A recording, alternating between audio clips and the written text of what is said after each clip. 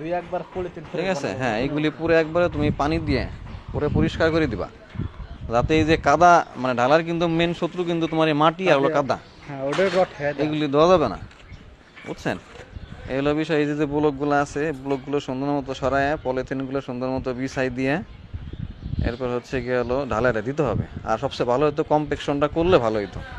Compaction যদি করো নাই, আরসিসি ওয়াল মোটামুটি মাটির যে কন্ডিশন দেখলাম, একটু দরমুজ করলে ভালো হতো, বুঝছো? এই হলো বিষয়। তুমি কাজ জানো, কিন্তু তোমার কাজের মান একটু খারাপ। আমি চায়না বলছি হাই লেভেলে কাজ করেছি। তুমি করছো ঠিক আছে, কিন্তু চাইনার কাজ তো এত ভুলার কথা না, এত সুন্দরের কথা না। তুমি তো ভালো করে জানো। Kuakata high project level. তুমি দেখো, আমি তোমার দেখাই, দেখে আসো।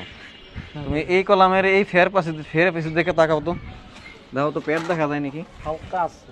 হ্যাঁ, আছে। হালকা আছে। হ্যাঁ ভাই। এগুলি কি থাকে? 4-5 মিলি আছে। হ্যাঁ, তাহলে সত্যি তুমি চায়না প্রজেক্টে কাজ করছো, তোমার কাজ হবে চায়নার মতো নিখুঁত। হ্যাঁ। মালিক দেখে মনে করো পাগল হয়ে যাবে, না আমার কাজটা খুব সুন্দর হয়েছে। এগুলি খারাপ আছে সেটা বলেন।